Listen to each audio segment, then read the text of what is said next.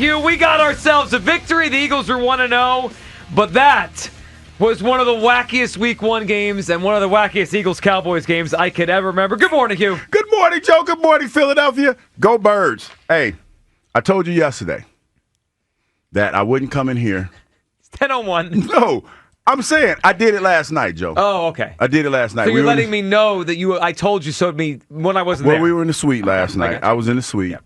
So I told the people that were watching the game in the suite with us, I said, I promised my partner, I said, I don't know if you guys listen to the show from 10 to 2, but I promised my partner that I would not come in and say, I told you so about the game last night. Right. So I'm going to tell y'all that. I got you. And y'all need to listen to the show tomorrow from 10 to 2, where I'm on this pulpit when I'm preaching and I'm telling y'all stuff that y'all need to start listening to, because I know if there's one thing I know, is hatred.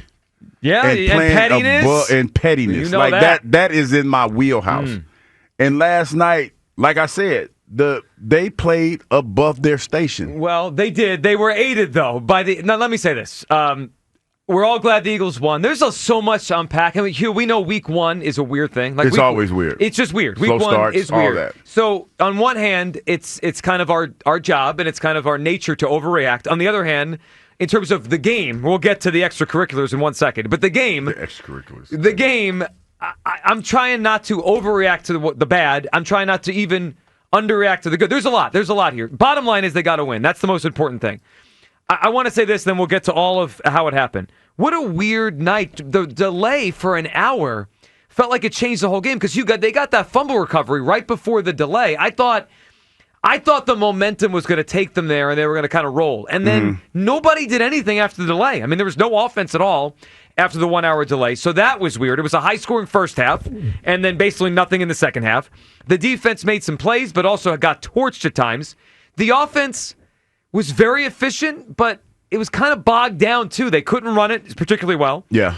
I thought last night... That was running pretty decent. Yeah, yes. I thought last night, even though the stats aren't overwhelming, I thought Jalen Hurts was excellent. He played a good game. He did what was needed in the moment. I thought he played really well. I thought his efficiency was there. He had 4 incompletions, 3 of them were throwaways. And I thought his legs were the biggest difference in the game. Amidst all the chaos last night, Jalen Hurts was really good. And yes, Hugh Douglas, you were right. It ended up a close game. I was biting my nails in the fourth quarter. But let's not ignore the elephant in the room. The biggest reason that game was close is the Eagles' best defensive player got himself kicked out of the game before the opening for offensive possession of the game. Hugh, that was... I've never seen anything like that. Once in a while, a player gets kicked out of a game, right? Chauncey Gardner-Johnson last year. There's infractions. But spitting on Dak Prescott before the first play of the game? That was ridiculous. It reminded me of something my cousin told me a long time ago, where it told me when I needed to hear it. To anger you is to conquer you. And Dak set out to conquer you, and he did exactly that. Dak's not about that life. And I've heard a lot of people justify his actions, Jalen Carter's actions, by what Dak did. Dak spit on the ground, right? And I've heard, and I know what that is. We're Eagles fans, and Jalen's one of us, and, that's how we see it.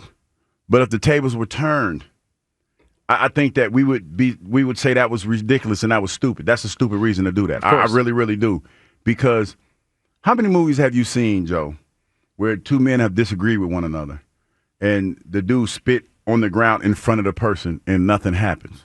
So for you to sit there and tell me that spitting on the ground in front of you, talking trash and spitting on the ground in front of you, that incites you to actually spit on somebody and put the first game of the season in jeopardy, you justify that? That's interesting. I'm not here to judge anybody for feeling the way that they feel. But that's interesting that you feel that way about that moment. And the bottom line is this. Jaylen Carter needs to learn how to control himself. This is a young man that has a lot of talent, that has been given a second chance, and the position that you're in, the person that you are, you're going to always be looked at as a savage in the sense, and you have to change the narrative. Remember, I told a story the other day, and I said, T.O. was like the pit bull in the room when nobody was on it. That's Jalen Carter. But you know that this dog bites, and this dog will be out of control. And the best you can hope for is, just for him to calm down, because can't nobody control him. The fact that you walk off the field, and I don't know him, but you didn't look remorseful for what you did. You didn't look remorseful for what you did in the press conference. You can't have that. You have to. I understand playing with controlled aggression. I understand that. You have to get that under wraps, because that could cause you problems later in life. It really, really can. Well, it can, and it could cost the team games. I mean, look, there's the all Jaylen Carter's career and life and off the field stuff that he's got to be in control of his life. It could have cost Eagles a game last night. Let's be real. That changed the entire game that he wasn't in there. The Cowboys went up and down the field in the first half. Now, Fangio adjusted in the second half, and they figured it out, and they made a play, and they got the fumble, and they made plays late. But the first half of the game, I put that all on Jalen Carter. I mean, the Cowboys couldn't move the ball in the second half once they adjusted, but they had to adjust on the fly to not having their best defensive player out there. It was a ridiculous. It's ridiculous. There is no justification. He spit on Dak Prescott. And Hugh, I'm going to go off the analogy used. And I used to have a pit bull. Now, she didn't bite, and she was friendly. But when we first got her, and she was a puppy, and she was kind of sometimes out of control as we were trying to train her, you know what we had to do sometimes? We had to put her in the crate. And it doesn't have to be a big deal, but sometimes if you have a dog that's a little out of control, you put the dog in, if they have a crate, just kind of calm down. And I'll use that analogy to say this, and I know you're not going to like it. Maybe not you, but I know everyone listening is not going to like it. I don't care. If I'm the Eagles, I'm suspending Jalen Carter for next week. Not the NFL. I don't think they're going to. Yeah. Wait a minute, Joe. No, let me finish. And then I get your action. I got you. You're right. I'm suspending him next week. I didn't feel, and we're going to let you hear from him coming up in a few minutes. I didn't feel any remorse from him last night. And this is not the first time he's been out of control on the sidelines, right? Last year he was fighting Sirianni, slapped the Steeler guy upside the head last year. They suspended him for a quarter last year against the Falcons for being late to a meeting. Obviously, the message is not getting through. If I'm Nick Sirianni, he's not playing next week. He's not dressing for the game. He's not playing. They got to send a message. Like, this isn't acceptable. You're our most important player. He's a year away from getting paid, $200 million. That makes you one of the faces of the franchise.